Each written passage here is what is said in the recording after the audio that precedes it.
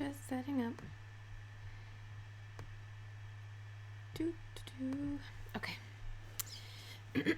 So this is an unplanned, unscheduled live session. I just wanted to come on here to talk about a question that I've gotten a few times, a few things I've seen videos on come up recently about, and essentially it's the term Reiki Master, or just in general. Hello guys, I'll say hi and answer questions like towards the end of this too, so I don't want to like make anyone feel hello.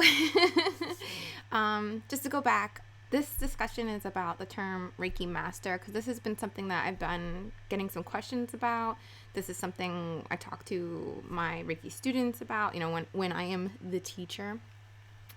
And some things that I've seen other people talk about on videos recently, so I wanted to just share some thoughts and my perspective essentially on the term master, because I get some comments or some messages sometimes, which is like, you look too young to be a Reiki master and all this stuff. So essentially, I just want to clarify some things. And my teacher actually, I'm in this, shamanic apprenticeship right now. And my teacher actually said something which was like such a perfect analogy for what it's like. Okay, so first to clarify, Reiki has essentially three levels to it. There is the initial level, Reiki 1. There is the practitioner level. So Reiki 2 is when you can take on clients. And Reiki 3, level 3, is the master level. So when I say I'm a Reiki master, I say that for simplicity and, feeding into my ego a little bit, admittedly. I do put that in the title of a lot of my videos because I'm doing Reiki. I don't want to discredit anyone who uses Reiki as a trigger for ASMR videos. I think that's beautiful, and I completely support that. But I do want to, clarify a little bit that, I'm trained in this. So that's kind of why I use that very simple term, like Reiki Master, in some of my titles or whatever as a description. So it's eye-catching a little, to be fair, that's why I put it in. But I am a master teacher level Reiki practitioner. I'm on the master level. Now, I've been doing this, I don't even know, not that long. In terms of a span of things, 2.5 years, something like that, where I've been a Reiki master. And in terms of how far I'll go in my life, I'm essentially at the beginning, I'm totally humble in that respect. When people say that they are a master, they mean that they've kind of gotten the training to be the master level. So just there, that's that info, right? Now, let me see how I could word this. I'll use the analogy my teacher Blanca told me recently, which was so perfect. And she was talking more about shamanic training, but it applies across the board to any modality of healing arts, you could say, is that getting my shamanic certification when I'm done with this course, does that make me a true shaman? Or do you become a Reiki master when you get your level 3, your certificate or completion? Yes, in ways, but no in ways too, it's language, so it's always open for shifting. It's always open for things like that. Her analogy is, it's like getting your license. It's getting your license and being like, I can operate a car. I'm old enough to drive, or whatever the requirements are that you reach. And now I'm ready to start driving. And are you a great driver right away? You might be good, but you're going to get better with practice. So whether you just start your training or you have been doing it for 20 years or more, you're always growing, you're always evolving. So getting back to the kind of questions that I get asked on a very regular basis, it's like, what makes a good Reiki teacher or master or practitioner? It's experience, the discipline of having this be your lifestyle. You can't just get, your shamanic training, your whatever kind of certifications or whatever, and then be like, oh, well, now I also have I'm a crystal healer is like the term, but, unless I do something with that training or that experience or that knowledge, or I practice or I learn or I keep going or I keep exploring, it doesn't really mean shit, So I just want to kind of put that out there. the master level thing, in my perspective, my looking at it, is that this is my lifestyle. This is what I eat, breathe, sleep in, like this is my lifestyle. This is what I think about. This is what I talk about. There's certainly other facets to me as a person, but this is like my life, so that's what I think that master means to me. It means that this is my lifestyle. This is such a huge part that I've completed the last level of training that I could possibly get, and now I'm in it, and I'm walking the walk, I'm talking the talk, and I'm sharing my knowledge, I'm sharing the light. And another thing that I was able to meet with my teacher yesterday too, it was really beautiful, and I shared a little bit about this, that like I've always had this disconnection from, essentially in the beginning it was like the term light worker really threw me off, because I'm like, well, dark is good too. It's not, like I don't really see things that way, and it kind of, I don't know, it just like threw me off. But when I see light, again, it like goes back to language. Like now I see light as knowledge, as inspiration, as something that kind of ignites something in someone else. So like I can get behind that, and I can identify with that a lot easier than me thinking like, oh, I'm this light worker and I just call down light and like help people or something like that. It's not about me being anything than something, or me or any other person in that type of modality.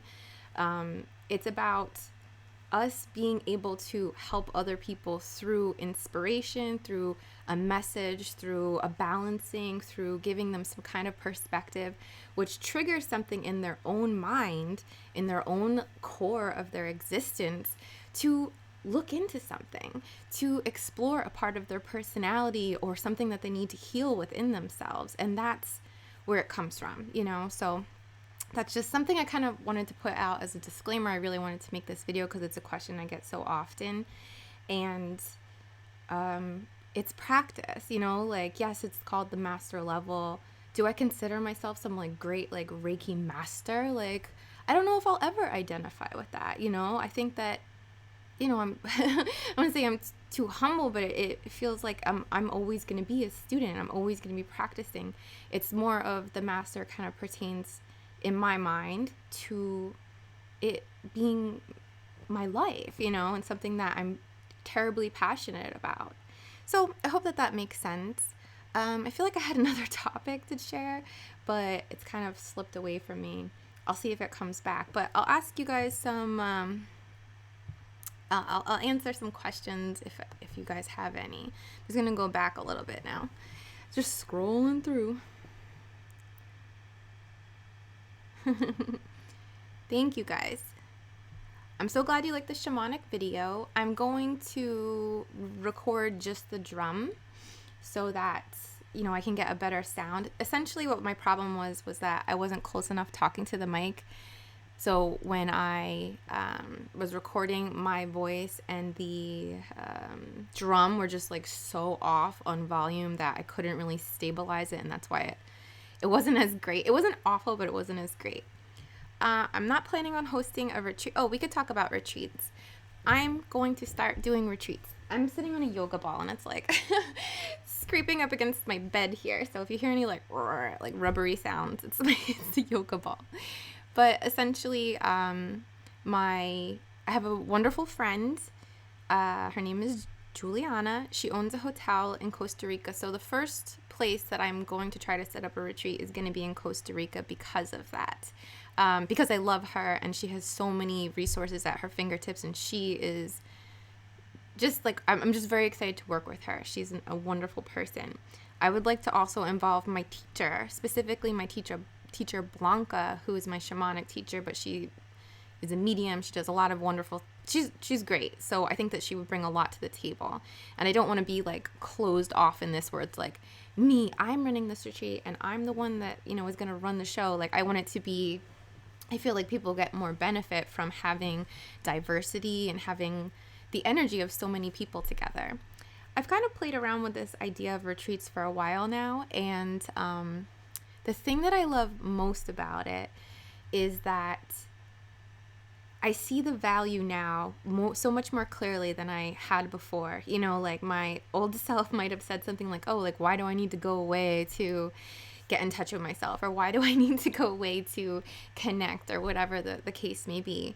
But now, after some personal experiences, I see that when you remove yourself from a situation, your day-to-day life, good or bad, when you remove yourself and you're able to do some processing, some shifting, some education, something that raises you up in some way, and then you come back into your certain situation, your typical life, your day-to-day, you're just different. You've had this space and this experience to shift in some way, and then you come back into your typical day-to-day stuff, and you're just in like this refresh, this new, this like deeper connection type of area to work things out better.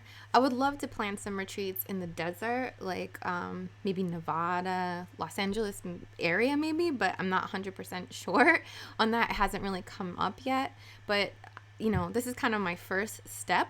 But like the Costa Rica one, that's like my first like big thing that I want to work on. So what I'm gonna do is start a Facebook page that will be just for that, because like I don't want to like inundate people with like that type of information if they're like not into it. Like, it's definitely its own thing, like not everyone is gonna want to go on a retreat, but I certainly want to offer it to the group here, because somebody out there might benefit from it and be interested, so I'll keep it that way. I'm doing much better. Thank you guys so much. I was like so sick. Thank you. Thank you. Thank you. I do honor the fact, truly honor the fact that other people may see me as like a Reiki master, and I do hold that close to me. Oh, this is what I was going to say actually before. I was talking to my teacher about that, about like identifying with things, and I don't want to like saturate the word. I don't want it to become like drowned out in like Reiki master, Reiki this, because there's so much more than just Reiki. I do many different things. Like, so another Reiki practitioner might do things differently than I do, and that's kind of the beauty of it. That's why we all have our own energy. We all bring little bits of our experiences, of our interests, of our skill set, of our levels of empathy and compassion, and all of that into our work. And specifically, we also bring, like I said, our interests. So I am very into Hermeticism, mentalism.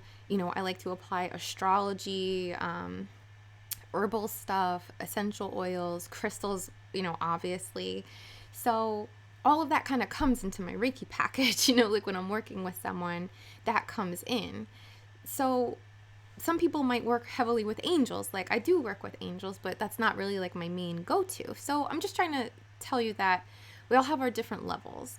And even if you go by like Reiki practitioner, people are going to do it differently, even if the traditional teaching is, across the board the same, because it's an ancient teaching. It should be more or less like all on the same page. But you bring other stuff into it. I work on the astral plane a lot. That's where I feel like I do a lot of my work. So, I might be casting auras or doing things that someone else might do a little differently.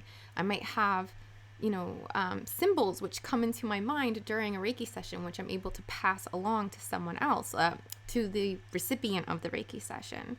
So that symbol might mean something to me different than it would mean to someone else, because we all kind of interpret things differently. So I guess what I'm trying to say is that even if you're a Reiki practitioner, it's hard to put a label on yourself that way, and people just have to see if they vibe with you or not, and just kind of keep it that way,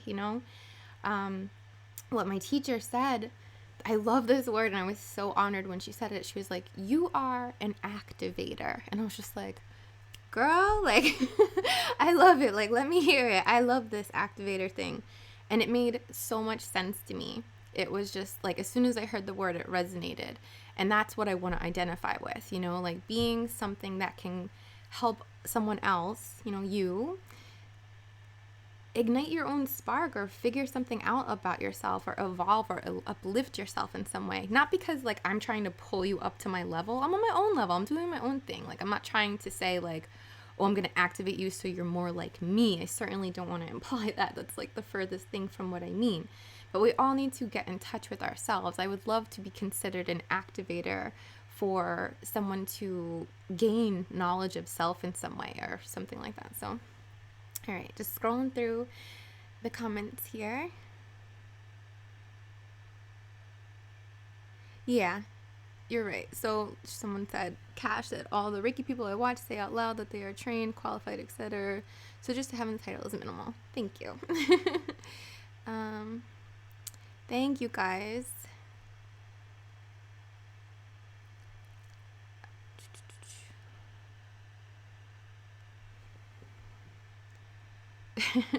Rachel, you said, can I ask a real question? Why is there something on my back? I don't know what that question means. I'm sorry. What is the difference between the three levels? The first level of Reiki, which it's the most basic level. I don't want to discredit it. It's beautiful. Reiki 1 is about learning to work with energy yourself, learning specifically to work with more cosmic energy. Reiki energy is of the more cosmic, universal, sort of God, out there kind of energy. If you just kind of picture almost like the cosmos when you think of it.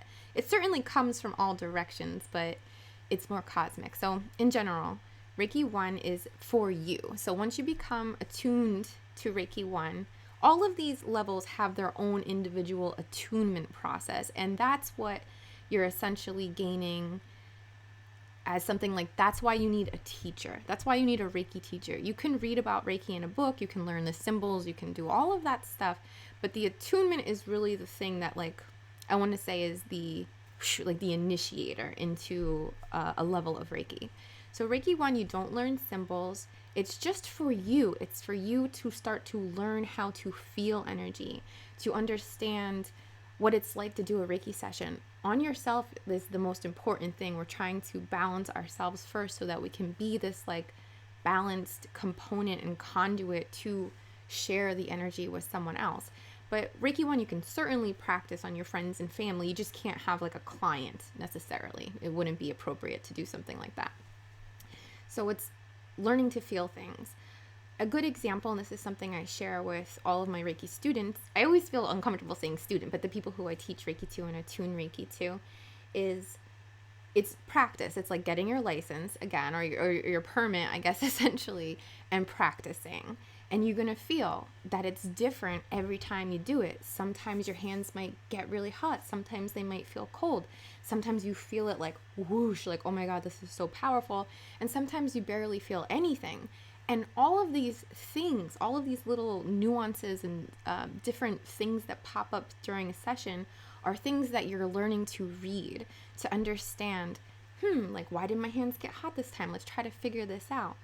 Why did this pop into my head? Why did this, why was I thinking about this during the session?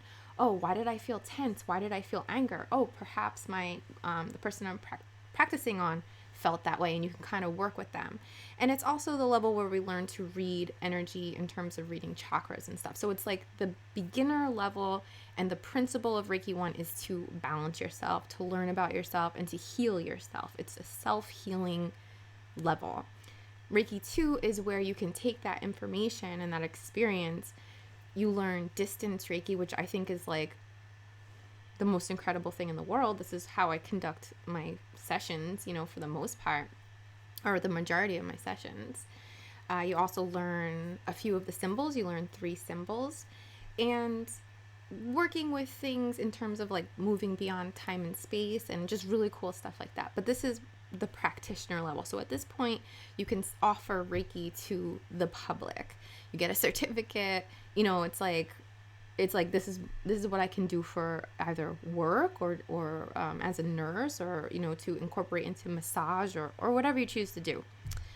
Reiki 3 is the master level, and that's where it's just like, I've done this work, I've practiced, I've had clients, I've gained this experience, I'm feeling it still, I'm into it. This is something I want to take it to the next level and show my commitment, show my dedication, show my discipline, that this is part of my life now. Like, this is a thing. It shouldn't be for the title, it should be because like, this is what I want to continue on to do. And then there's another level. It's almost like 3.5. It doesn't have to do with an attunement. In Reiki 3, you also do learn like the master symbol as well. But then Reiki 3.5, you could say, that's the teacher level. So that's where I'm at. And that means that I can attune other people. I've learned how to attune people and teach the traditional Reiki style. So I hope that makes sense. And just to be clear, like I do teach the traditional Reiki style, but I use videos first for that. So this is a great topic, actually. And this is one that I talked to Nina about recently. She was my last student that I had. She was wonderful and super patient with me because I had to keep rescheduling because I got so sick. So thank you, Nina, if you're watching. But we talked about, oh my God, it just went out of my head, learning Reiki online and how there's this don't do it, you know, some people are into it, some people are not. And I can totally see the polarity there. I was very against learning Reiki online. I myself didn't do it. You know, I went to a teacher. I have a physical teacher that I have plans to go see her again soon. It's someone who's in my life, someone who has a community who I can go to, and I go to Reiki shares and I have this support. And if I ever have a question, I can call or email my teacher. So when I was called to offer distance training, it really was something I had to like chew on and meditate on and pull cards for and really think about, because it was kind of going against some of the more traditional teachings, which say that, you know, you shouldn't really do it that way. Now, I've come to understand why I'm so called to do this. First of all, the world needs more healers. The world needs more people who are activators, who can help other people. That's, you know, okay, let's go with that.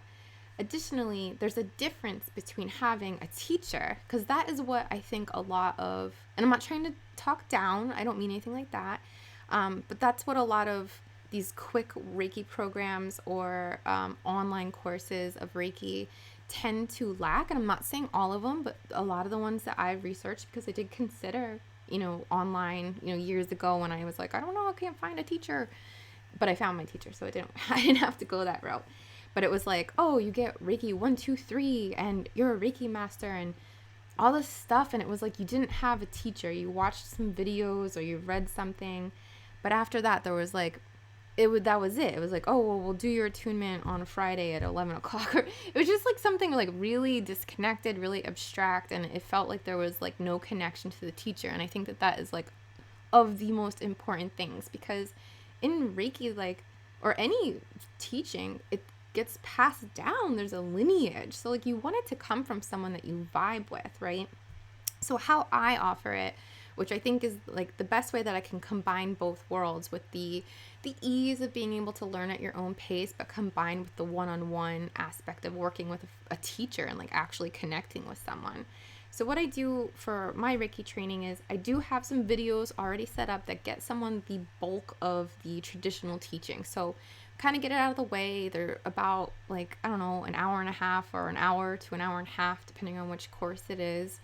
And the individuals can watch that at their own leisure, take notes, and then we set up a time to have like a good, typically it's like 2 hours of a face-to-face, you know, live talk where we can chat about any questions that they had, go into different topics, talk about crystals, talk about tarot, talk about astrology, or, you know, how to set up your Reiki practice, or anything that's more specific to the individual and their interests. I don't want to talk about tarot and astrology with someone if they're totally not into that kind of thing, you know, like, and I respect that. So that's just kind of a little piece of it. So it's like, yes, I use the videos. Yes, you could say it's like online, but it's like not online. It's not an online course. It's an online transaction. There is a video component online, but after that, it's like actually talking one-on-one with a teacher who you can vibe with, who you can email, who you can reach out to and just like keep in touch with. And the only thing that I regret about teaching Reiki this way is that I'm unable to offer Reiki shares. So what I do instead is like I have a Facebook group for the people who have Reiki training so they can share at least through distance and have like some type of community going on there, and, you know, hopefully find physical Reiki shares in their area that they can connect with, because they feel that it's so beneficial to have that. And I do regret that I have no ability to do that. So like the Facebook group is like the closest thing I can do. But that's just like a nutshell. So if you're ever curious about like this whole online thing, my suggestion to you is go with what feels right to you. If you feel good about an online course that like you don't really have like a connection with the teacher with, and you feel good, then that's fine. You know, like I would never judge someone for that. I think that that's should always be what speaks to you. But if you have a thing, if you have a doubt is not something you want when it comes to your Reiki teacher or the training that you receive or your attunement, because it's going to carry over. Did this work? Is this real? What's this? Did I get scammed? Like, you're going to feel all freaking crazy and doubt yourself. So I would try to avoid anything that is going to create doubt for you and just go with your gut. So I hope that that is clear. Okay. Sorry, I just lost my place here.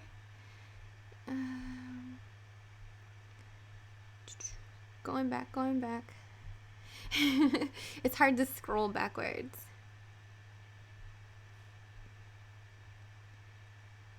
Okay.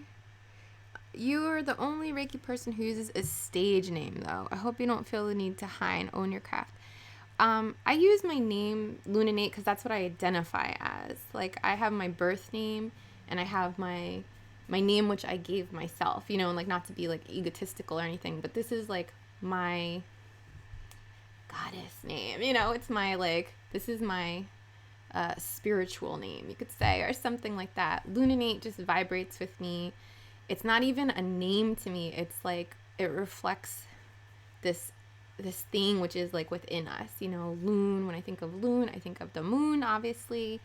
I picture a full moon. I picture like this illuminated orb in the sky, right? And then in innate, I picture like your body is the sky or the depth or the darkness or the void, and that lune, that light, that illumination, it comes from within. So that's where Lune Innate comes from. And I do say my name, like I'll tell you guys my name is Jillian, like all the time. Sorry, you said hello before, but I just saw it now. Okay.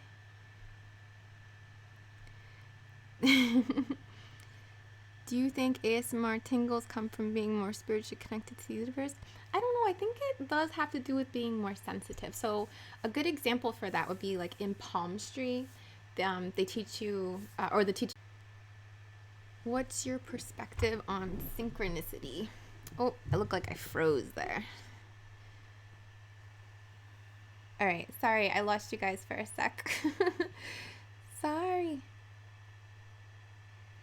I lost you guys, but I'm back, hopefully. I did not read the egg yet. Jillian, love that during live videos. Think you could do a live full moon or new moon video sometime?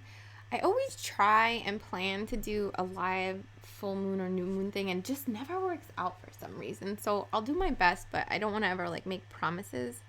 My perspective on synchronicity is that it draws attention to what is going on, like whether that's looking at numbers, like when you see like 1111 or something like that, or when, you know, you keep hearing like the word feather over and over again, you find feathers, or like if there's like this theme, this synchronistic theme, I feel like it's confirmation that you're on the right track, or it's bringing your attention to something, whatever is kind of in the realm of what's going on there. I don't know what you mean. Why is my back full of stuff? Sorry.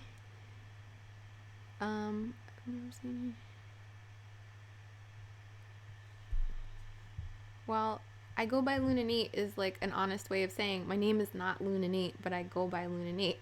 I am that name. Okay. Shamanic video was awesome. Thank you guys. I'm just trying to find any questions.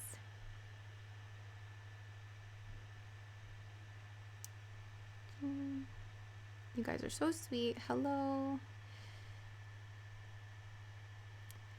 Costa Rica is going to be amazing. I'm so excited, and I can't wait to connect with everyone. And just like, I can already feel it. Like whenever I think about this retreat, I don't know if it's going to be at the end of this year or even early next year. I'm not rushing it. I want it to really play out and like come together in a very natural, you know, like I'm just trusting. I'm trusting that like the right connections are going to be made, and the right, just like everyone who's meant to be there will be there. And I'm just like so excited to think about it.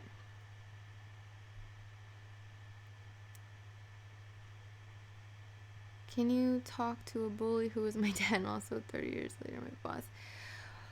I could totally understand having like a parent as a bully, because my mom was actually one of my bullies in a sense. And when I was going through my like extreme bullying phase, or or I was getting bullied extremely, she was not helpful at all, and like didn't take anything that I was trying to tell her seriously. And that's when I was suicidal, and that's the only time that like they kind of got on board, was when my friends, the few friends that I had at the time, went home to their parents crying because they're like, Julia's gonna kill herself, or something like that. And that's kind of what broke the ice. I don't know how old you are, or it sounds like, 30 years later, since he's your boss, you're older. But if that's the case, like the best thing you can do is try to get away from that. I know it seems sometimes like there's no way around it. There's no way to unglue yourself, cut yourself from the cord of like that connection. And of course our parents will always have a connection to them. It's in our blood and DNA. But you have to, if you're being bullied by a parent and you work for them, you need to get a different job. Like you have to like set yourself up. It doesn't have to be instant. It doesn't have to be this, like I'm doing it all at once. But set yourself up so you're either working for yourself, start applying different places, like do something so you can get away from that. Bamba is on the floor eating a rice cake.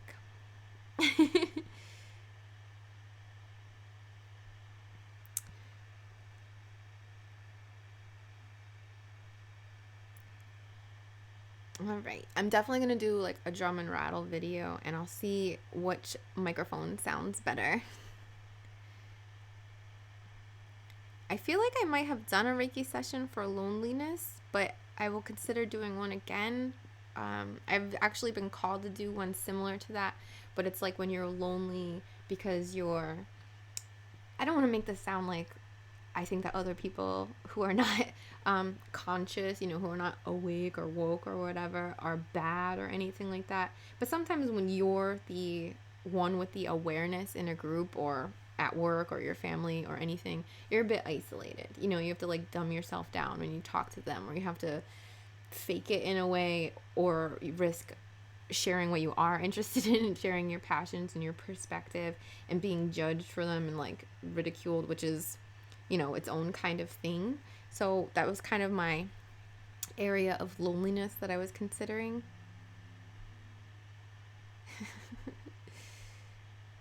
Is part of your shamanic expertise and plan for retreats the explosion of consciousness with psychedelics?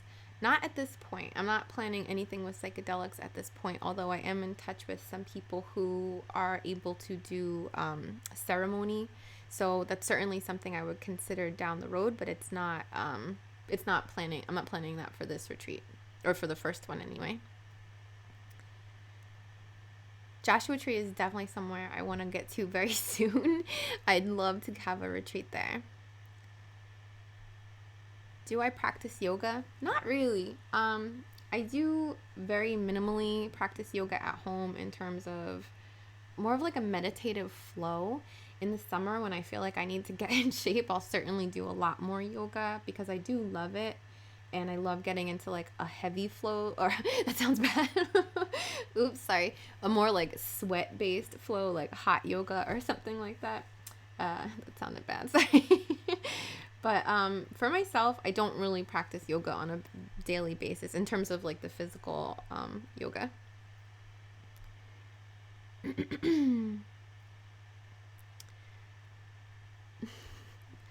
All right. Can you make an ASMR vid for initiating lucid dreaming? I can definitely do one for dream work, and I've been playing with that too, so I will include lucid dreaming into that. Ah, you guys are so sweet. Okay. What do I think about ayahuasca ritual? I'm very interested in doing it. I have experience with just like mushrooms for the most part. Obviously lots of acid when I was in high school. You've heard me talk about that before. But as an adult, my only experiences have been mushrooms, which I think, shouldn't be abused. No thing which puts you in an altered state of consciousness should be abused or should be leaned on or should be the only way that you can connect with something. However, I do see a benefit to those experiences because they put you in a place of like really peeking behind the curtain, like of seeing energy, of seeing things from this like completely different perspective, visually, sensationally, clairvoyantly, like all of that stuff. So I do see a strong benefit to that. But I'm drawn to say that it has to be with intention and with like a clear purpose, and not as a means of escaping or as a means of, reaching some type of spiritual level that was not done with proper work, if I could put it that way. Okay. What tips do you have to stay positive when you experience rejection? For experiencing rejection, you have to kind of take a look at how this makes you feel, why it makes you feel this way, and does the situation make sense? So my best example I could give you, let's say, was my very best friend, who I'm no longer best friends with. I don't even know if we're friends. Like, we're friendly. We're certainly friendly. There's no bad blood or negative energy between us. I would definitely go as far as to say that. But we don't communicate, and I don't really have an interest in getting back into that type of friendship. But for an example, I had a friend for like 9 years who was my very, very, very best friend. And she, in essence, I don't want to call her out or anything. This is not to talk badly about her, but she rejected me. She made me feel rejected. She made me feel judged. And I cried in bed for days, like as if it was a breakup, as it was the worst breakup of my life. And all the while, though, I could see why this happened. And that was what really made me okay. Yes, I had to validate my feelings and cry. Yes, I had to say, like, I feel hurt. I feel mad. I feel rejected. I feel judged. I don't like this. Like, I had to validate it and let it come out, like we've talked about in videos recently. But I also was wise enough, or able enough, I don't even know if wise is the right way to say it, to see that this was meant to be for some reason. Our friendship had to end for some reason, for our own individual growth, for our own individual experiences. And to be rejected sucks. It's a horrible fucking feeling. Like, I hate that feeling. I think we all hate that feeling. But to know that just means that that's not right for you, and it's okay, because there's going to be something else that is right for you. When you're rejected, it's a harsh way, but it's a way of clearing space for yourself, of space being created for you so that something else can fill that space. So it's important to remember to focus on good things, so that if you keep your mind in a good place, that void will be filled, that rejected void will be filled with something better for you. I've considered charging for healing services. I've been trained and have skill. I'm wondering about the ethics of charging. My perspective on the ethics of charging for healing modalities of any kind, lots of people might say that it's bad or something, but like, look, I could work in a bookstore. I could, have a t-shirt business. I could, sell pie. Like, I don't know. I could do any number of things as my profession. And I choose to do the one that I am called to. And the world will provide for you when you do what you are called to. And it's okay to have an energetic exchange, because you're not charging for the energy. I always want to reiterate that with people. I'm not charging people for Reiki. I'm not charging people for, anything like that. That is the energy of the universe or whatever. I'm charging for my time, for the fact that I'm a human that lives on this material planet, and I need to eat and feed my son, and I just had to buy him new shoes because his feet grow so damn fast. That's where it comes from. There's an energy exchange. Sure, I give Reiki to people for free when, if I have a friend, or if, I will do that. Or sometimes I will trade if that needs be, barter in some way. But for the most part, this is my job. This is what I do for a living. So I don't see a negative in doing that. I don't rob people. I don't force people to, none of us force people to pay for this kind of thing. If they're called to it and they want it and they value it, then they will have no problem paying for it, you know, or no problem with the thing of paying for it. Hello, I just missed you. Oh my God, thank you so much. Thank you. Thank you, Roy. I appreciate it so much. Okay. Thank you guys for the love. I've considered charging. How does it feel doing Reiki sessions for one person versus your videos? Does it ever feel hard? Feel anything when you're doing a video? Okay, that's a great question. So the difference between doing a video, a Reiki session for one person versus video is certainly different. It's more general. Okay, here's the best way I can put this into words. And this is actually something that I started offering the past like 3 months or so, and I love doing these. They're a little more expensive because it's a lot more work for me, but I love this style. So I'll talk about that in a second. But a Reiki one-on-one session, I'm feeling someone's energy. I'm reading their chakra points. I'm getting ideas of how, like, seeing essentially like how these points being over-energized, under-energized, balanced, whatever, paint a picture of what this person might be experiencing. And then I can share with them, hey, if you feel this is true, so let's say I find certain chakras to be overactive, I will let them know this is what you might be experiencing.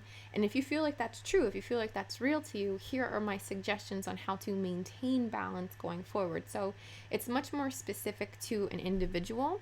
And for me, it feels like a deeper connection. It does. It feels like a beeline, like to each other.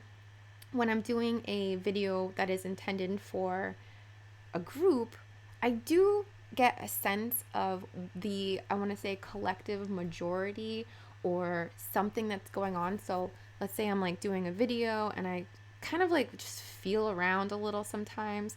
Sometimes it'll be like towards the back, I'll feel something, or I'll feel something on the shoulder. So I'll mention that in the video. I'm sure that doesn't apply to every single person, but it's something that I'm feeling. So I'm going to like pass it on, or it might inspire me to like say something. And I just kind of trust that. That's why I don't script my videos ever, because I just trust that like the natural flow, almost like channeling without like sounding too out there, is going to come through, and it's going to be just right. You know, no matter what happens, it's going to be right for at least one person. Like I can count on that. What I started doing recently is offering distance Reiki sessions, which I charge $100 for a distance Reiki session. They're an hour long. We talk on the phone for like, half an hour beforehand. So it's an hour and a half. And then I write like a really detailed email of suggestions. So it takes me a long time to do these sessions. So for a custom video, I charge $200, which I know sounds like a lot, but it's an hour and a half video, essentially an hour to an hour and a half video of as close to an in-person session as I can do. And then it takes me an hour and a half or more to edit, then another hour to export, then another hour to upload. So like there's a lot of processing going on in that, and that's why it's more expensive, obviously. But those are really fun to make because they're one-on-one. It's like the Reiki videos that I do online, only it's for one person. So it's really interesting, and I love making them. I absolutely love it. I'm a 420 Reiki Master. Good. Nice. How should one start learning to be a practitioner? You have to, if you're talking about Reiki practitioner, you have to find a teacher or someone who can train you, someone who can attune you. It's great to grab a book on it. I don't see any drawback to getting a book on it. It just gives you another place to gain some information. And I think having multiple teachers in a sense, and even if one of them is a book, is a good idea. It kind of starts to give you different perspective. But you need to get Reiki 1, and then Reiki 2 would be the practitioner level. But you have to find someone you vibe with. Sometimes I'm just reading. Patty says, sometimes I feel like I'm unworthy of the Reiki energy, or it takes me a long time to feel like I connect with the energy. I've been through Reiki 1 and Reiki 2. Did you ever go through this?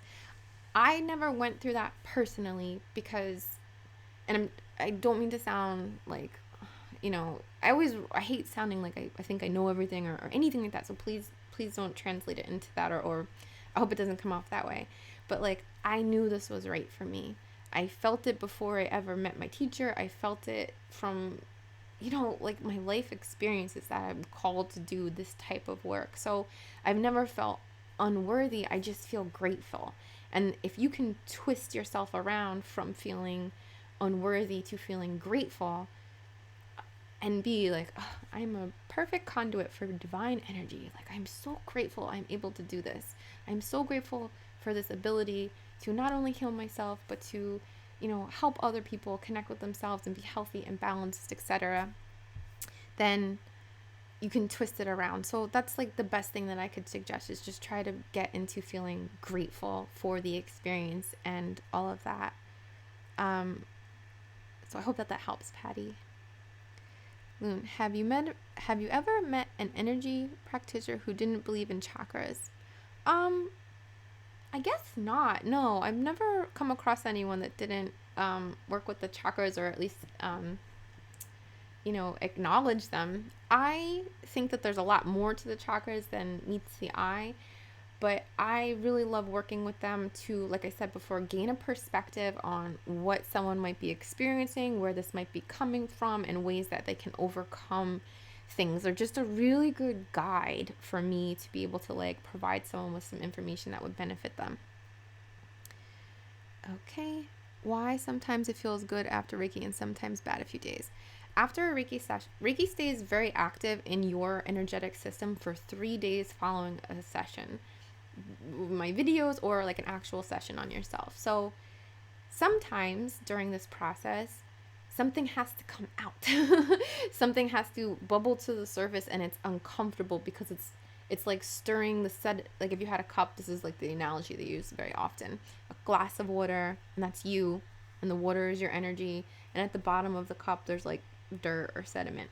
And as you pour in fresh energy, as you flush, the sediment swirls around, so it like dirties the water again, So the best thing that you can do when you feel that way after a Reiki session is to, especially for those first 3 days, drink a good amount of water and rest and take it easy on yourself. And whenever something comes up where you're like, oh my God, I feel bad, I feel this, I'm feeling emotions, I'm feeling this, understand that it's coming out, let it go. Don't attach to it, don't identify with it, don't pick it apart or shove it back down. Just let it keep coming out and be grateful for the lesson and release with love.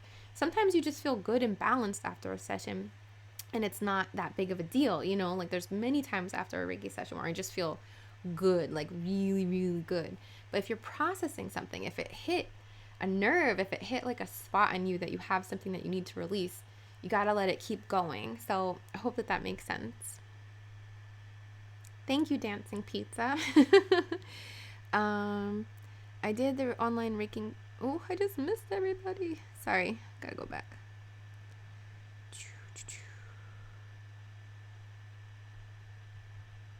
Sorry, I just lost everything. My bad. I'm just scrolling. I'm sorry. I feel like it's so annoying to watch someone scroll. Oh, there's so many. It just shot me down to the bottom. Thank you. Thank you, sweet Serene. I hope I said that right. Thank you so much. I appreciate it so very much.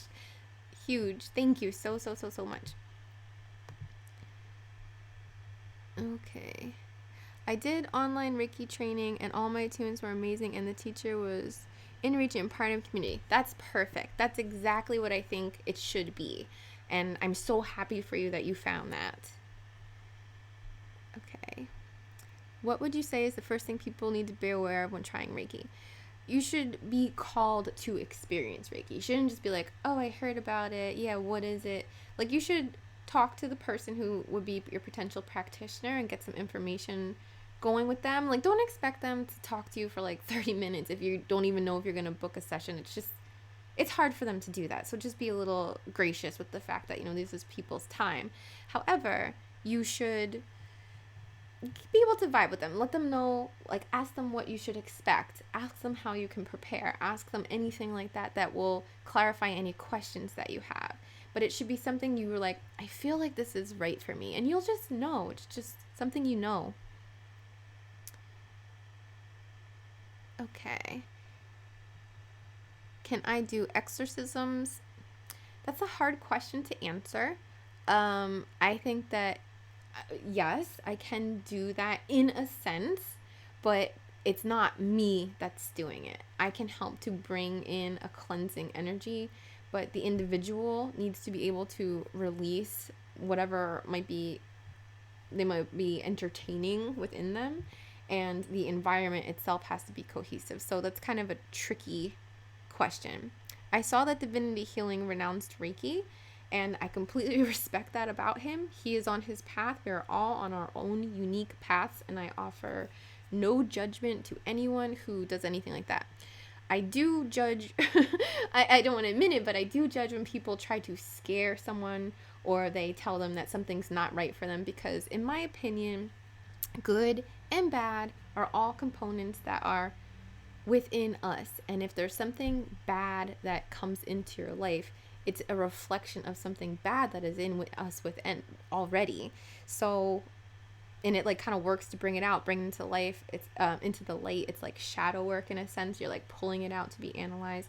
And I see that we are all good and bad. There is no good and bad. You know, it's like, yes, there are good actions. Yes, there are bad actions. But at the same time, we have to consider that even really horrible actions lead to something beautiful down the road sometimes. So it's like this cycle. You know, it's that Chinese proverb, or I'm not labeling that right, but it was the story of a farmer whose horse ran away, and all the neighbors said, "Oh, bad luck," and he's like, "Good luck, bad luck, who's to say?" And then the horse came back, and it brought with him wild horses. So the farmer gained more horses, and the neighbors were all like, "Oh, good luck," and he's like, "Good luck, bad luck, who's to say?" And then his son was trying to train or break one of the horses, or whatever the word is, and he got kicked in the ribs and broke one of his ribs, or broke a leg or something like that. And all the neighbors like, "Oh, bad luck." And he's like, "Who's to say?" And then the military came to recruit his son, but because his son was injured, he didn't have to go to war. So they're like, "Oh, good luck." So it's just like this concept of, you don't know what something negative is going to lead to something positive, or vice versa. It's always this role of polarity. It's like a wheel of polar experiences that we're going to go through. So I don't judge good and bad necessarily in that sense. Thank you. Hi, Tiara. I'm sorry I didn't see you. I'm like working through these comments. What are some goddess type female characters you like in movies, or just characters that inspire you? Oh, that's a good question. To be honest, actually, I have created, it's gonna sound bizarre, I have created, in a sense, my own deity, my own thought form, who is this like lunar goddess of just and righteous energy. And I don't worship her, but I feed into her, you know, like I feed her through my thoughts or through lighting a candle for her. And I think that this is such an awesome thing to do for yourself, to create this. It's not a servitor. That's not what I mean. A servitor is like a thought form that should only exist for a little while, and you kind of like burn it up eventually. If you know anything about that, if you want to Google it, like please do. I've seen some other YouTubers create videos on creating servitors. But for me, I'm talking about like a deity of something that is pure and just and of the best intentions. And it's like this thing. So I really enjoy that creative process of like designing my own, in a sense, of like the ideal, I don't want to say the ideal, but like in a sense for me, like the ideal goddess or warrior woman or whatever. So I've kind of created my own.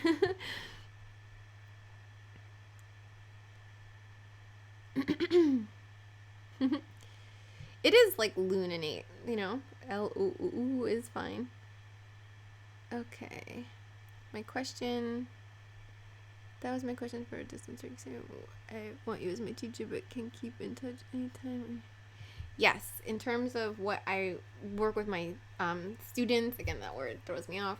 I can keep in touch with them at any time. They can email me, hit me up on Google Hangouts, and we can text and communicate. So it's something that keeps going.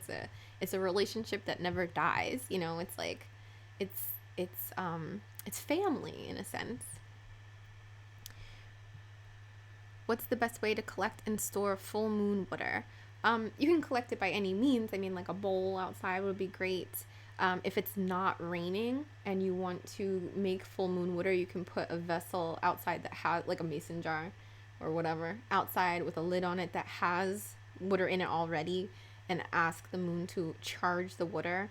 I certainly, if it's something you're going to be using in the air, in a spray, on your body, or anything like that, I would definitely suggest to pour a good amount of vodka or some type of, fungus or mold preventing component into it if you wanted to store it for a long time. If you're going to use it over like a week, then you probably wouldn't have to do that.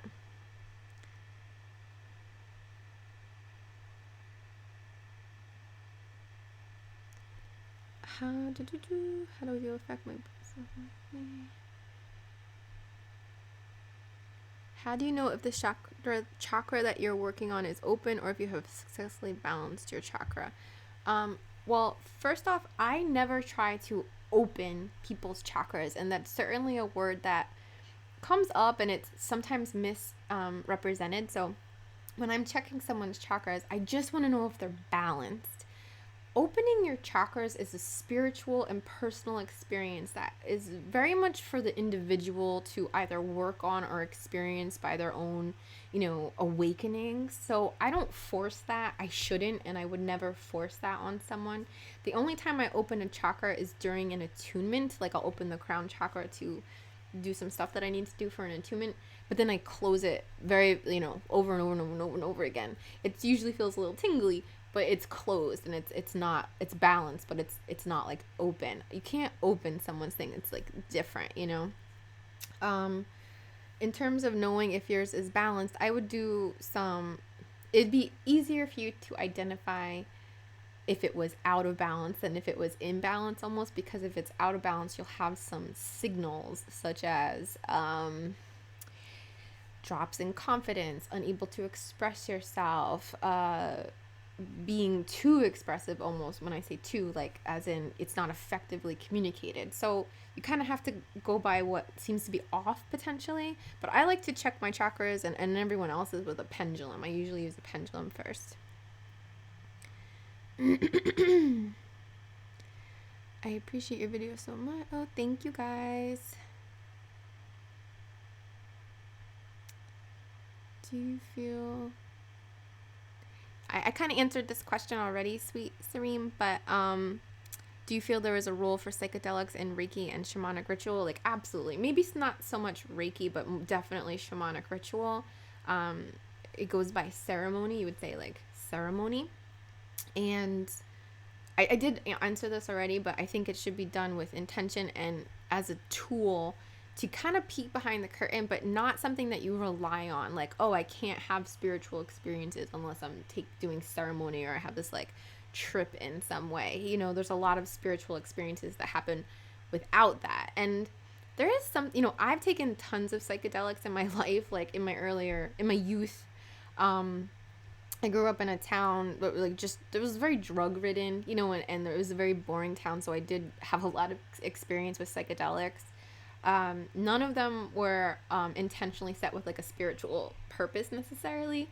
However, because I've seen that stuff so many times, it's almost something I can kind of tap into. And I don't know if I don't think that's part of spiritual awakening. I think it's like a memory of what things look like, when you're tripping. So, I did answer this question already, so I don't want to like keep going about it, but I hope that makes sense a little bit. What do I think about channelers? Would you do channeling or have you? I think that we're all channeling very often. I feel like I might be channeling when I do create the Reiki videos and stuff. Channeling is letting your higher self, a higher a higher intelligence that you're connected to. I mean, this is how I see it, don't quote me necessarily, but letting that something else kind of flow through you and be expressed. And people do this through their art, through music, through writing, through all types of ways of letting it come out. So it's not just like, let me tell you about, what's going on in the universe right now, or what the guides want you to know. It doesn't always come out like that. It's something that is a message that needs to be shared with others, and that can be through many forms, many mediums. Okay, if you need any other addiction is a good one. I've gotten a request for that a few times. I should definitely do it.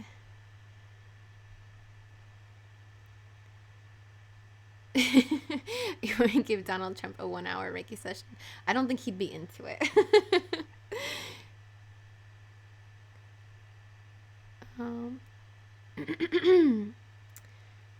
You inspired me to get some crystals on my own, and I was so excited to see them, but now I don't know where to start. I do have a few videos. I have a playlist called Stones. Please check that out for any tips on getting started with them.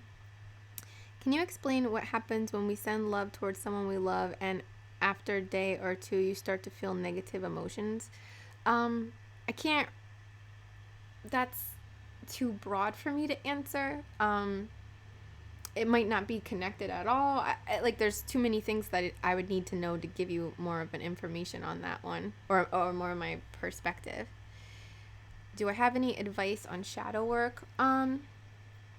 Well, sometimes we plan our shadow work, and sometimes it happens out of the blue. The biggest thing that I think that I can share about shadow work is to not judge yourself. I've done some horrible things in my life. I mean, not horrible, I'm not killing people or, hurting anyone or anything like that. But in terms of good and bad and light and dark and all this stuff, I have dark sides, I have good sides. We all have a shadow, essentially. We all have negative emotions. And I'm saying negative, but I mean jealousy or materialism, like craving money in a way that is not like, oh, I want money to go do this good thing or provide. Like, I want money because I just want to have money. I want power, like that kind of thing. I'm not really articulating that properly, but I hope you understand. But the biggest thing is, like, don't judge it. If you experience your shadow, when you're doing your shadow work, you want to transmute potentially. You want to be able to let things flow and appreciate the dark and the light that is within you, because you're not gonna get rid of it, it's just something that you learn to work above. It becomes a choice that you can say, oh, I'm full of all of this potential. I have the potential to be this freaking angel, or I can be a little devil over here, and it is my choice in how I act and how I conduct myself and how I communicate with others and the choices that I make. So it's about, for me, non-judgment and a choice.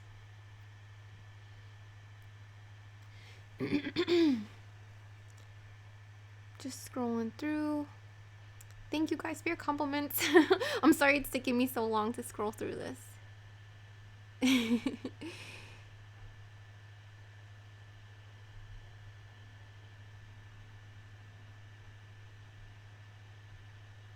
Okay.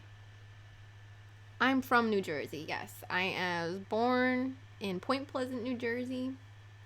I grew up in Island Heights, which is a little town before the Seaside Bridge. If you know where Seaside is, Seaside was my stomping grounds. So Jersey Shore, like the MTV show, I love that show because it's like my stomping grounds. Like, those are my bars. Like, those are my people. As trashy as it looks, I love that stuff. Okay.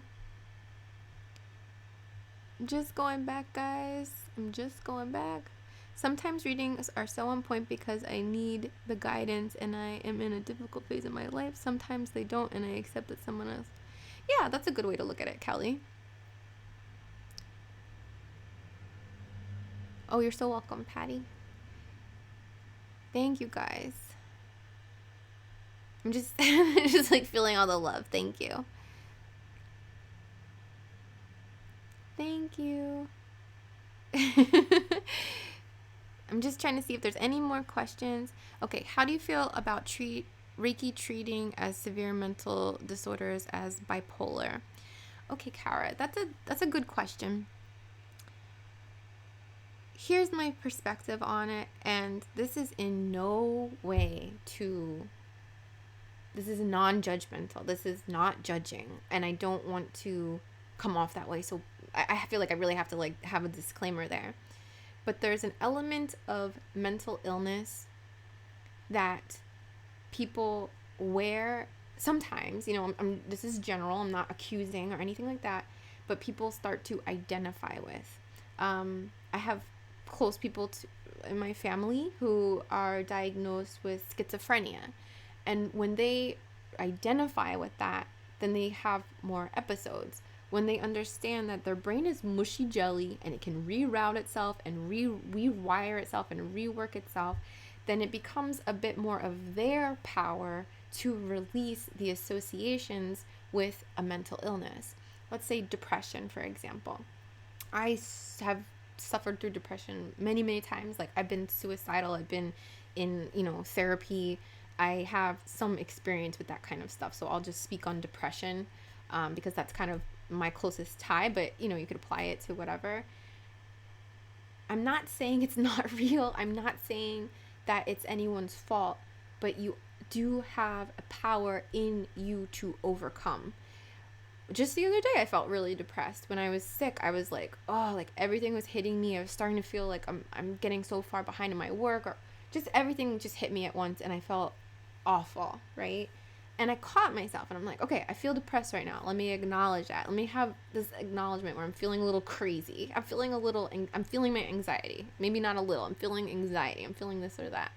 But when we let that be an experience and not something that is us, like, I am not depressed. I felt depressed.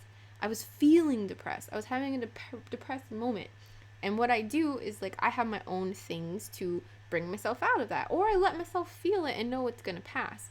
When we start to identify with these things too strongly, when they become part of us because we allow them to become part of us in a sense, and I mean this with such respect and compassion, it's like you have to let go of that. It's not your mask, it's not your shield, it's not your identity. It can come off. It's an experience. And when we can play with that idea, it's a lot easier to get through it. Just like it's like having a bad day is, or having a day where, you need new tires, and it's just one of those days where you're like, oh my God, what's happening? It's an experience. It's not like, oh, I'm a person with broken things, So just like, I hope that makes sense. Oh, so in terms of Reiki, working with that, yes, it can work with that, but these people need to be able to release the attachment, in a sense, to that identity or to those pieces of themselves that they're considering pieces of themselves, and release it into an experience which can pass a lot more quickly. Are curses a real thing? No, curses are not a real thing.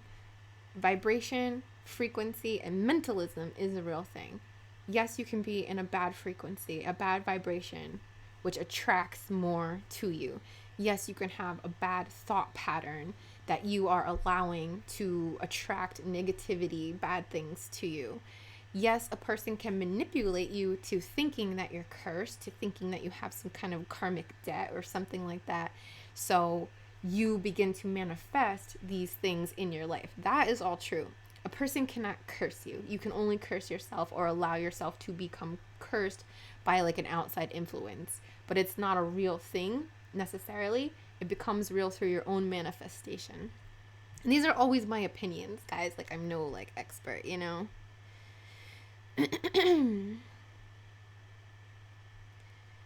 Thank you, guys. I'm just trying to say thank you.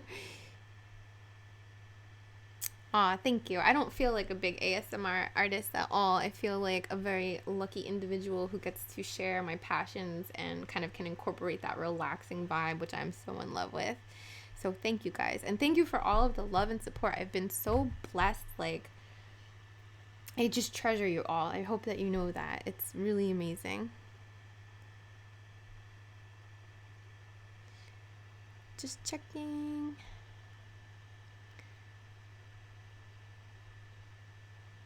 Thank you. I love these earrings too. They're like just little like pins, kind of, but they remind me of arrows, like a bushel of arrows or something. I used to identify with depression, anxiety, but now I try to do what you're saying. It's not my identity, it's my story. Good for you. Good for you, Nitsi. That's wonderful. Is there any way to get energy at a time, like on work or anywhere, without...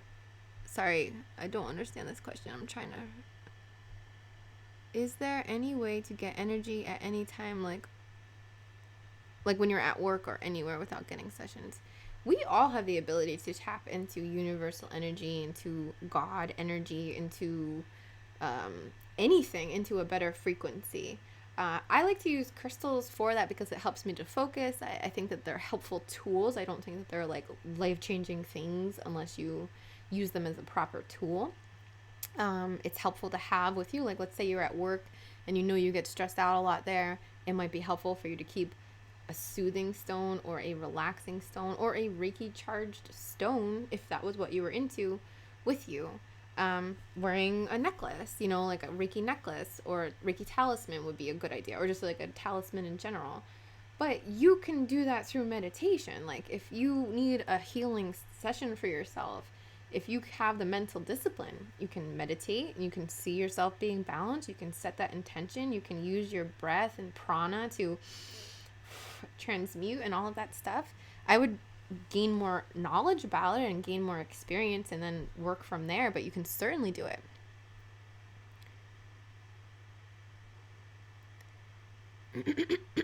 Excuse me. How many private sessions do you normally do in a week? It varies. Usually the lowest is like 3.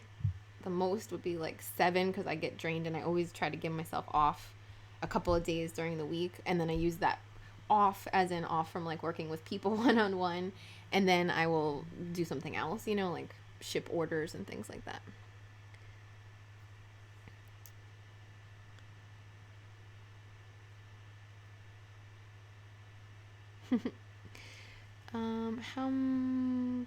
What is my all-time favorite crystal? Oh, I could never pick. It changes depending on what I need.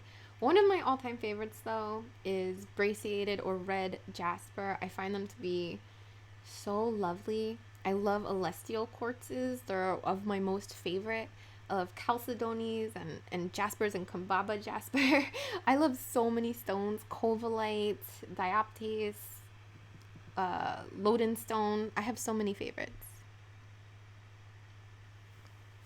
If some got diagnosed with schizophrenia, isn't that a sign that their entities, that their aura is really open? No, I don't think so. I think it's like an imbalance, schizophrenia, and a reaction to the environment. It's usually a reaction to something that's going on. And he said, I want a private Reiki session. Well, I'm available. Okay, I think I'm at the bottom. Labradorite is another one of my favorites. Feldspar in general, and moonstone, and I'm just looking around. Selenite, like, how could I pick? My teacher just gave me this gorgeous stone. It's just like a aura treated point. I love it. I love all of them. Like, honestly, I love stones. My room is covered in them. Okay, thanks, Claire. I love your video. Looking forward to learning. Okay, wonderful. All right, I think we're at the bottom here. If I'll just wait like a couple minutes in case anybody has another question. Thank you. I do pencil them in, but this is like the shape that they naturally are. I feel very lucky to have a good eyebrow shape, or an eyebrow shape that I enjoy. I like all eyebrow shapes though, guys. Don't get me wrong.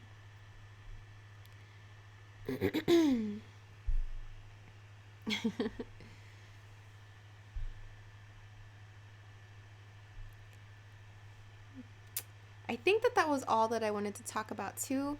So the next videos that you can expect from me are the drum and rattle, which is gonna be you may have seen my like singing bowl video. I have like an hour-long one. I don't know if I'll make it for a whole hour, but I am going to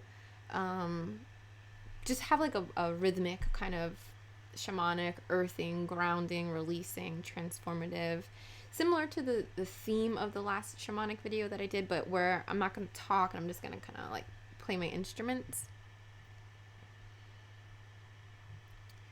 Okay. Favorite football team? I don't know. I have things against football because, like, I remember being younger and, like, watching The Simpsons, and then, like, The Simpsons wouldn't come on because, like, the football game would be on, and I'd be like, I hate football. I want my Simpsons. Is there any significance of the moon tonight, given it's a blue moon, super moon, red moon? I'm a Cancer too and can't help but feel today is special. Yeah, today's very special. You know, there's constantly significant, like, astrological things going on, but this is a very special full moon. It's in Leo, and it's also, the sun is in Aquarius, which is very humanitarian.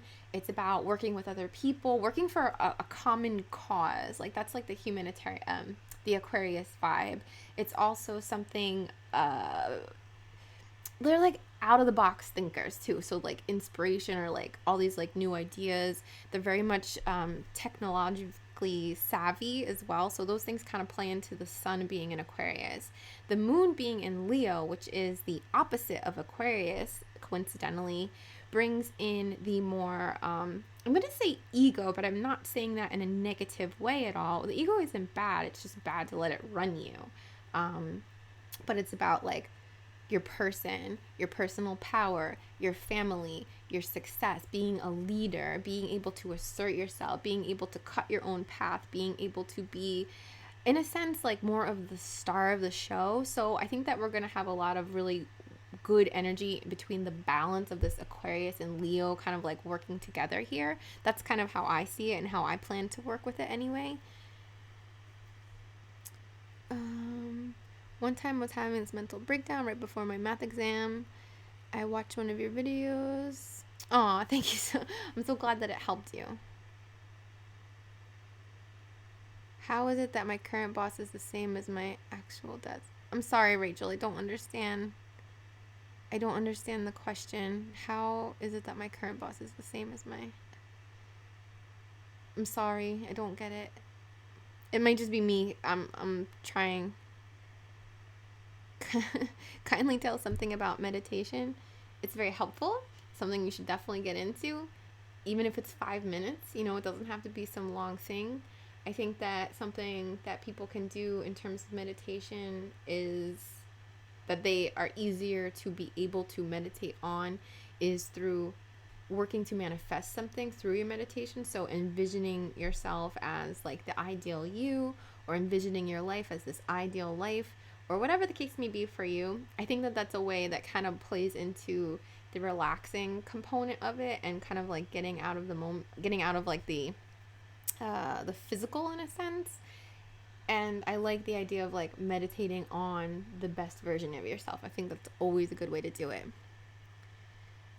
Okay. Thanks, Dave.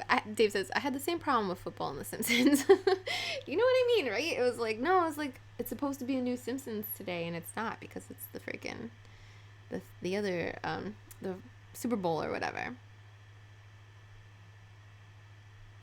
Okay, favorite music genre. That's tough. I really love Interpol. It's like a band I've seen a whole bunch of times, and I just love Interpol. I love FKA Twigs. I'm drawing a blank.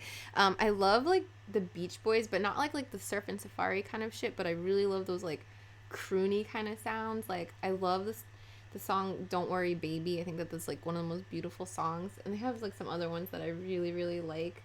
Trying to think. Beastie Boys is like stuff I grew up on, and like Wu-Tang, obviously, Staten Island, you know. I love electronic music. Bjork is I'm a huge fan of Bjork. I was lucky enough to see her once in Brooklyn, and it was super cool. That was so long ago, and she's still like making amazing music.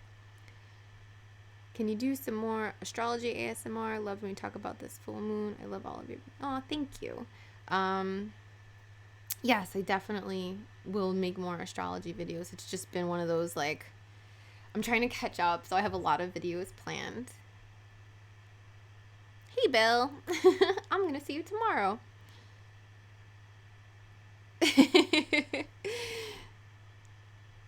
So does long distance Reiki actually work? I don't really understand how it would work. Well, it's definitely not something you should do if you feel doubtful. If you feel skeptical, that's one thing. But when you feel actually doubtful, or like you're gonna block it because you're like, oh, this won't work. And I'm not trying to mimic, all the, like, that wasn't what I was intending there. But yes, distance Reiki is actually, I find it to be almost, in a different way, more powerful than in-person Reiki. More powerful is probably not the best way to say it, but it's a different type of, there's a difference to me. Whereas in a physical Reiki session, there's definitely that energy where you're like physically with someone and there's this like a connection and there's a beautiful experience there. But distance, you're very much reliant on going within. You're very much focused, or for me, I feel very, very focused, and I feel like I get more messages or things like that come across, or I'm able to see things a little deeper. Whereas in an in-person session, it's very powerful, but you can become distracted. It can become, it might get cold in the room and you're like, oh my God, are they cold? And you kind of come out of it for a second. You have to keep going back in. So there's that's the major difference that I see. But Rachel, I don't understand your question. I'm so sorry. I'm not trying to ignore you. You keep asking what's on your back. I don't know what you mean by that. And the dad boss thing, like, I don't understand your question. Okay, they're like the same person, but one of them said, you might be attracting then that person, that type of person, because you might have a lesson to learn from that person, or you might need to affirm your boundaries to block yourself from that person. So work on those for yourself. Maybe do some meditation on why you might be attracting someone like this into your life. And when you shift your own personal dynamic, you will lose that connection, or that person will shift as well. If you find them to be negative, they will have to shift. I'm not saying they will become positive all of a sudden, but you will be playing an active role in the dynamic of your relationship between the dad, boss type person, bully, or whatever you were calling them.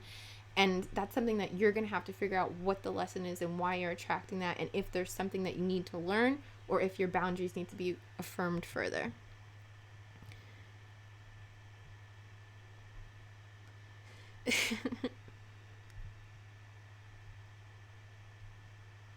I agree that we should think more positive, but I don't really feed into the fact that evil energy is around us. I think that there's always a potential for something to go sour or become sweet. It's just like guiding it. It needs to be guided. So I completely agree that positive thinking and positive expectations as well, and positive feelings are things that certainly shift the energy into a more positive place. The weather is snowy this morning here in New York. Okay.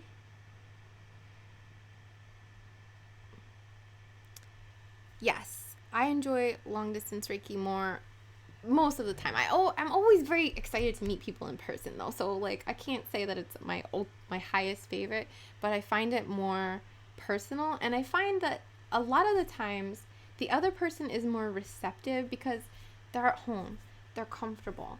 They have their bed, their cozy space. They can wear whatever they want. They can do the things that they want to do and prepare in their own way for the Reiki session. So I feel like it can be, I don't know, like just more comfortable. Like let's say somebody is trying to get Reiki for the first time. They're interested in it. If they have a problem or have some apprehension about meeting someone in person, let's say they found my video, I'll just use myself as an example. They found my video, they're kind of into it, but they're like, I don't really want to like go all the way there, or I don't want to meet in person. Like I don't want to do that. I want to work this way. Then it might be more, excuse me, I just burped. It might be more comfortable for them to work remotely so that they have their creature comforts, their safe space at home to do that in. Okay.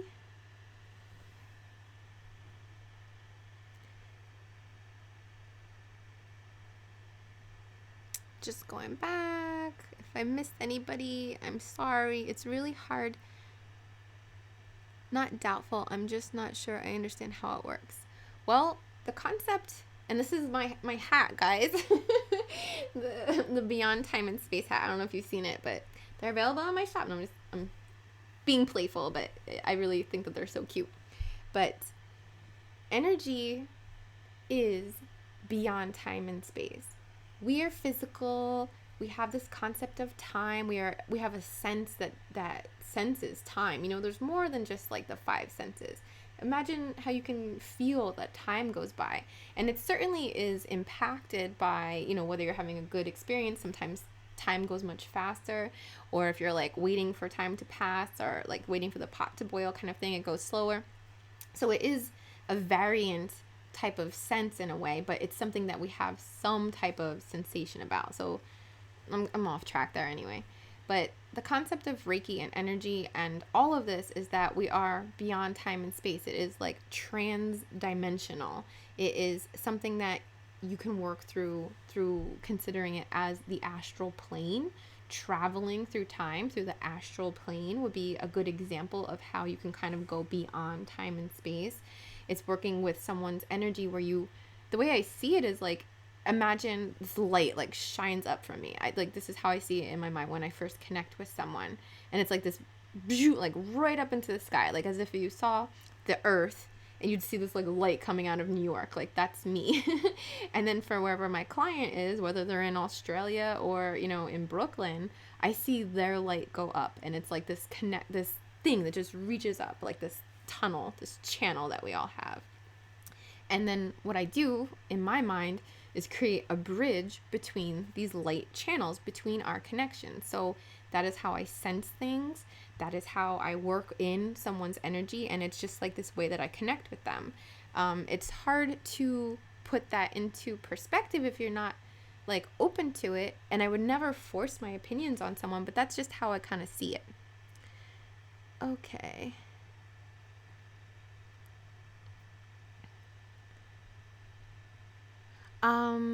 Okay, and I'm so sorry if I pronounced your name wrong. Ankit? I did answer this question already, and like 2 times, so I don't want to say it like over and over again because it's going to get boring. But if you watch this video again, I will publish it afterwards so you can see my perspective on that. And in short, I think they're cool. It's a good tool to peek behind the curtain, but it's not something we should lean on too heavily. Okay. I'm always glad to see that other Reiki people or other energy workers or whatever can agree almost that like the distance is something there's something extra magical to it. I can't put it into words specifically. Okay, which chakra is related to the sense of humor? I have a problem with jokes and things like that. Well, you could say the throat would be related to that in terms of expression and how we interpret things, as well as the sacral, because the sacral is our joy center, so they might kind of go in between there. So if you were having a problem with jokes, I would work with the sacral and throat specifically.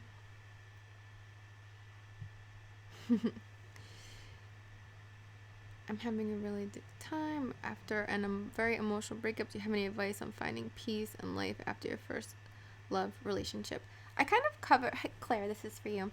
I kind of covered this a little bit earlier in terms of someone asked about dealing with rejection, and they're somewhat similar. And my answer is somewhat similar because they're kind of tied together. And it's that sometimes something really big and beautiful needs to leave our life so that space can be created for the next thing. It doesn't necessarily mean the next person, although it certainly could be, but the next major life experience. Sometimes we have to separate from things that we once loved in order to grow as individuals, to get in touch with ourselves, to have experiences that we need, like our soul in a sense needs to have in this life form. So you're creating space. It's painful. I would certainly say validate that pain, like let yourself cry. I'm hurt, I'm mad, I feel lonely, I feel whatever, but like let it come out and know that you're creating space. See in your mind that there is a benefit to it, even though it's painful. Okay. I found you a few months ago after my son died. Oh, I'm so sorry, Amanda. I will try to make a video for that, for people who are the survivors of suicide and traumatic losses. Amanda, I have recently, one of my teachers, her name is Blanca Bayer. You're going to hear me talk about her a lot because I'm trying to help her with her YouTube channel. We're working together more. I love her so damn much. She's amazing. She's a shaman, guru, Reiki healer, or just intuitive healer, reader, but she's also a channel, a medium. She is a very skilled medium.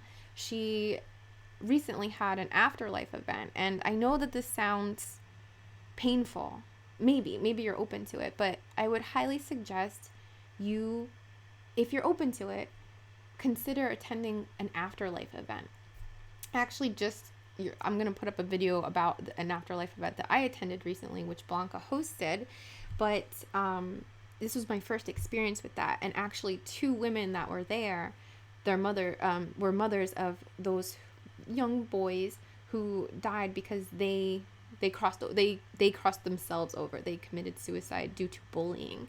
And the confirmations that came through from these boys was so intense. I was standing in the back, like tears just like pouring down my face. It was beautiful, but it was powerful and a lot of emotions going on. I don't know you personally, so I don't know if you're open to something like that, but the afterlife is a beautiful place. It doesn't have to be seen in a sense. Like, there's always a lot of painful feelings, a lot of heavy feelings when someone crosses themselves over, and we're all left in the background like, what just happened? You were ripped away. You took yourself from me. I'm angry. I'm hurt. I'm sad. I have lost. All of these really, really, really, really heavy things. But sometimes working with a medium through something like that can be very cathartic, very powerful, and have huge transformative healing things. Something that I've learned through Blanca is that sometimes, and this is so hard to put into words, I'm going to try my very best, but sometimes there is a level of beauty of some kind in a lesson in the way that people leave us. Having a parent die of cancer will teach you something in a way. Having this type of, and I'm so sorry for your loss, this type of traumatic experience might put you in a place to help other people because of your experience, you know? So I'm not saying it's a good thing, like, please, like, I'm not trying to lighten it that way, but I would consider talking to a medium if you're open to it. And I do recommend Blanca, but find, Guiding Echoes is another medium as well, and she's a beautiful person. So I would consider that.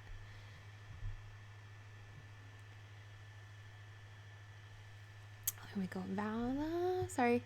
Just gonna make sure. Okay. A great many critics of Reiki seem to willfully miss the point. Energy can mean state of mind, just how you feel. Absolutely. Your frequency, your vibration. Exactly. If you find a way to elevate that, then you're better prepared for life. Absolutely. Very well said. Okay. Is it over here? This wall aesthetic? Okay, so back to Vala. If I can go back to your note about servitors, it is something that I have been thinking about. Does creating of servitors work with Reiki, and is it a viable way to energize them using Reiki? I think so. I think that Reiki training isn't 100%, it's not necessary to create a servitor, but it is certainly something you can empower them with. Just like in Reiki, sometimes we have a box, and it's just a box that we put names, maybe our own business card or something like that into, and we Reiki the box. And I think that putting Reiki into a servitor might be a really good idea. I've never really made a servitor myself. I just never had a reason to. I'm sure that I will eventually, because I do love the idea. My biggest concern, I think, would be remembering to eliminate it at some point, because I know that you should eliminate them in a sense, or at least give them a defined time of when they would expire, or after the job is done kind of thing. So I think that type of language or dialogue or intention would be great for setting one up, and that might eliminate the issue that I feel like I might have.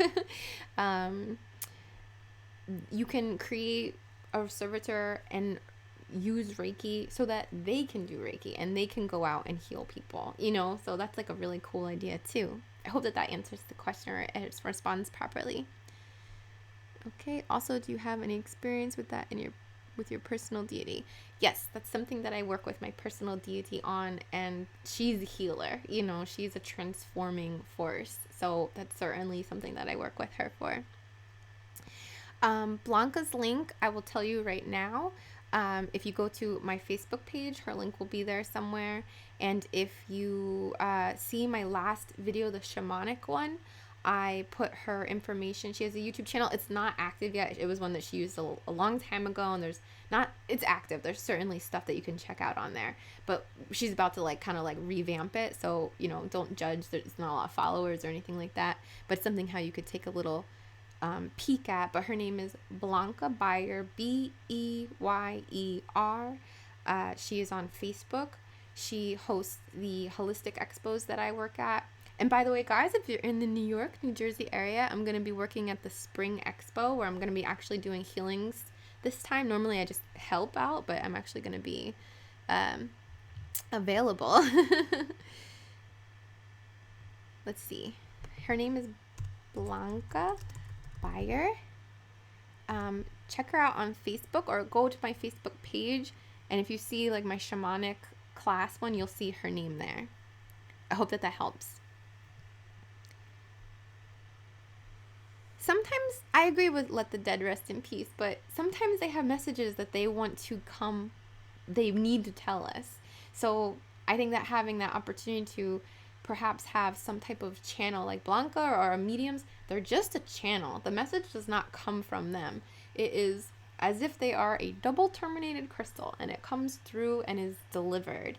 And if the person who it's going to go to, the individual that is physically here, is unwilling to receive, then the message won't come through at all, because it needs to have a port. It needs to be able to be sent somewhere. It's really interesting stuff. Okay, I remember you mentioning out-of-body experiences. Are they really a thing? Have you experienced one? How does it feel? And if that's the case, a valid question, since feeling is yes, out-of-body experiences are certainly very, very real. Traveling through the astral plane is very, very real. Sometimes they feel kind of scary. Not scary, but you feel light, you feel up, you feel different. And if you catch the awareness of oh my God, I'm having an out of body experience, sometimes it can be a little scary, because you're I'm out of body, it's a little, it's not scary as in spooky, but it's oh, a feeling. So sometimes you get slammed back into your body, and that can be kind of not painful, but a whoa, a heavy experience. I'm not personally one to travel excessively or at all that much beyond dream work through the astral plane, so I can't give you a ton of detailed information. John Doe says, what a paradox. We are more alive when we die than when we are alive in the limited flesh, but I believe we can be just as or near alive now before we die. Aw, thank you. I agree with that statement. Okay, let me see. Martha, check the playlist. Okay, thank you, Martha. You'll find Blanca's link. Sorry. Hello. You'll find Blanca's link in the description of the last shamanic video. Thank you. Yes, that is true. Okay. How often do you attend Reiki sessions for yourself? I'm not sure if that has been asked already.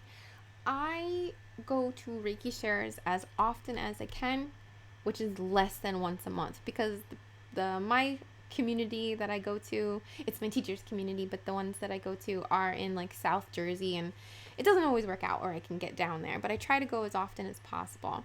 That said, I do get healings from my teacher, when someone knows I'm sick, my friend Dawn, who's also a Reiki practitioner, when someone knows I'm sick, Andre is another healer, Leo, when you guys know, Bill, you send me Reiki too, so I get those sessions as well. It's particularly when I'm not feeling good, people will do that, because they care.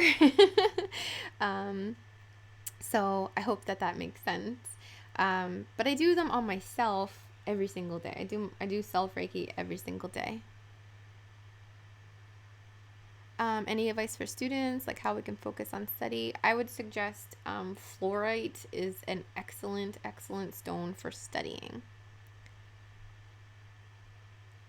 I answered the exorcism question already. I would say that it's a tricky question. It's almost similar to the question about mental illness. Like, the person has to be willing to release something or disassociate with it. And I don't see like ghosts like inhabiting people. That's not real to me, or anything like that, or demons inhabiting people. But I know that we're full of mirrors. I could kind of say it that way.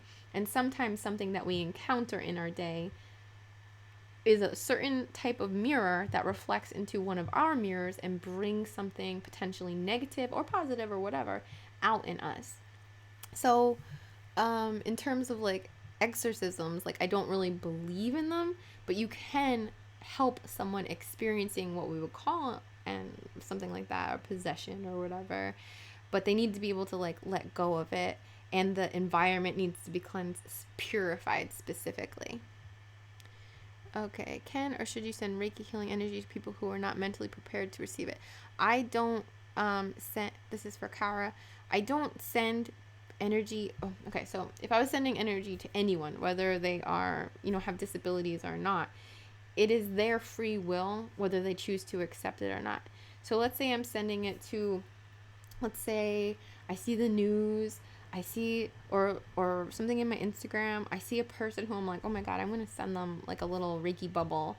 And my intention is that if their higher self deems this is appropriate, if their higher self, their higher consciousness approves of this, like, please let them receive, so I'll put it out there. And if it gets rejected, or if it is not deemed appropriate by their higher self, let it go to the earth, or let it go to someone else who needs it. So I kind of work that way. It's more about free will than disabilities in my eyes. Is there a way to tell how skilled a Reiki master is before you hire them for your service? That's a great question. It's really hard for me to answer. References, you could see if they have references. I think most people who practice Reiki have something, whether it's a website or, in my case, a YouTube channel or a Facebook page, where you can get some kind of review of them in a sense and see if they were helpful. The advice that I give to most people who are in this field, like someone like me, is to put yourself out there so that people can see if they connect with you. I'm not going to be everyone's cup of tea, and that's perfectly fine. I'm not meant to be. But if you vibe with someone, if you're like, I feel like this person, I feel drawn to this person, then that's a good sign. Otherwise, the only other option, or, one thing that comes to mind is personal dowsing, just like the chiropractor might do for you to test, what's going on, or the naturopathic doctor might do something like this as well. Personal dowsing can be something. Personal dowsing can be used this way. So link your fingers together. Don't force them and overdo it, but just hold your fingertips firmly together and say something like, my name is Jillian, my name is Jillian, my name is Steve. And it'll break when the answer is no for me. That's how finger dowsing works. So let's say, oh, I found this Reiki practitioner. Oh, I found Lune Innate. She's a Reiki practitioner. Would Lune Innate be helpful to me? Would I gain something from working with or using Lune Innate services, and test it that way?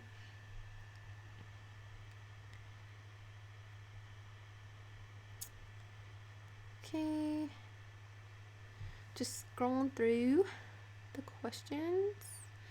All right. Do I have any advice for someone dealing with sleep issues?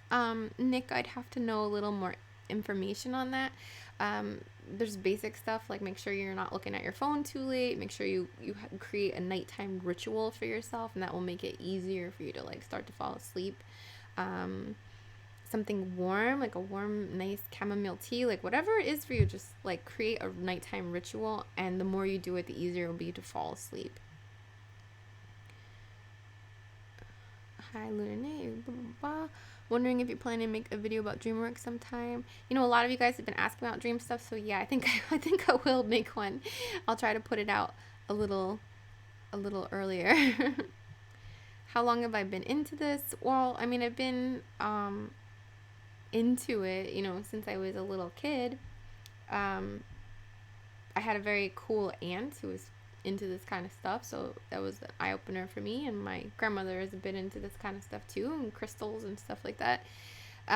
But in terms of how long have I been studying it, like, oh, Bamba's barking. Probably, how old is my son? Like 6 years, I guess, more actively. 6.5 years or something.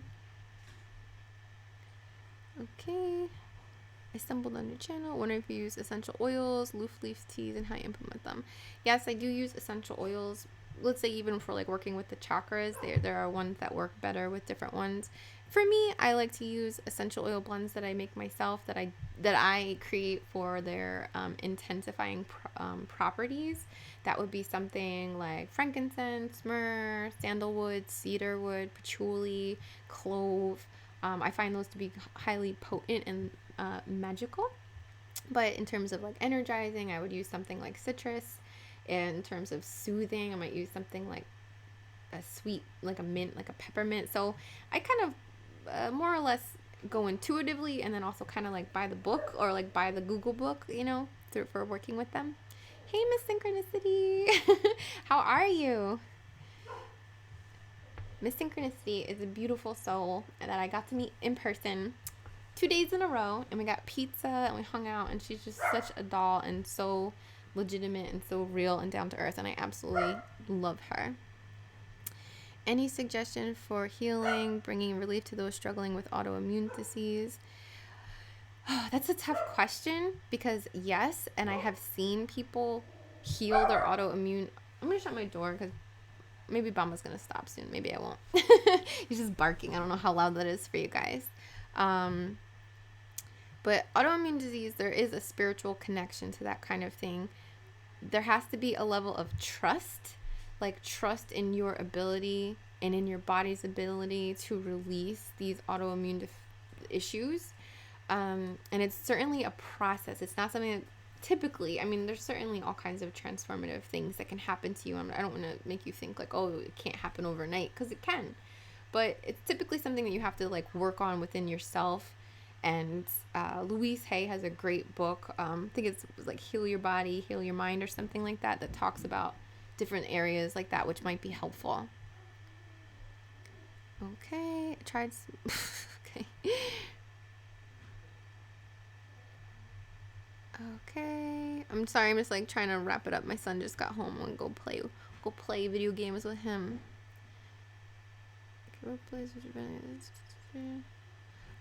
What are my thoughts about the Reiki roleplay? I think they're great. I think that, you know, whatever anybody does to do in their channel is, you know, that's their creative process. You know, that's their inspiration. That's what they do. And I think that it always comes from a good place. The ASMR community is built from people who really want to help others, you know. So I think it's great, and I think whatever they come up with is great. I do appreciate when they have a disclaimer that's like, if they're not a Reiki practitioner, that says like I'm not, because that will just give the person watching it, a little information on what they can expect.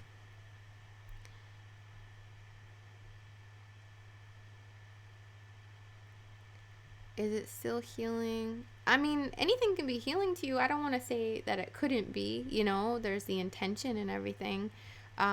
It's just more of like what you vibe with. Ooh, that's him playing the drums.